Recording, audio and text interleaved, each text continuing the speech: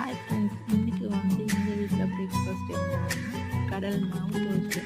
அதுக்கு வந்து நான் ஒரு தக்காளி, ஒரு வெங்காயம், 3 பச்சை மிளகாய் எடுத்துட்டேன். தக்காளி கட் பண்ணி முன்னாடியே போட்டுட்டேன். அதுக்கப்புறமா வெங்காயம் கட் பண்ணும்போது தான் நான் வீடியோ எடுத்துட்டேன். அது எல்லாமே சின்ன சின்ன பீஸாக கட் பண்ணிவிட்டு பவுலில் போட்டுக்கிட்டு கடல் மாவு எடுத்துக்கிட்டு அது 3 பவுல் நான் 3 கப் எடுத்துட்டேன்.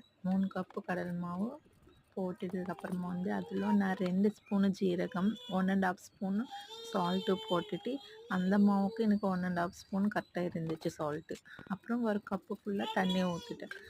போட்டதுக்கப்புறமா நம்ம வந்து அது நல்லா மிக்ஸ் ஆகிற வரைக்கும் நல்லா மிக்ஸ் பண்ணணும். அதுக்கப்புறமா தோசை போடுறதுக்கு ரெடி பண்ணிவிட்டு அதில் ஹீட் ஆனதுக்கப்புறமா நம்ம கீ போட்டுட்டு ஹீட் ஆயிடுச்சுன்னு பார்த்துக்கிட்டு அதில் தோசை போட்டு சாப்பிட்டுட்டா. எங்கள் வீட்டில் இது எல்லாருக்குமே பிடிச்சிட்டு இருக்கு.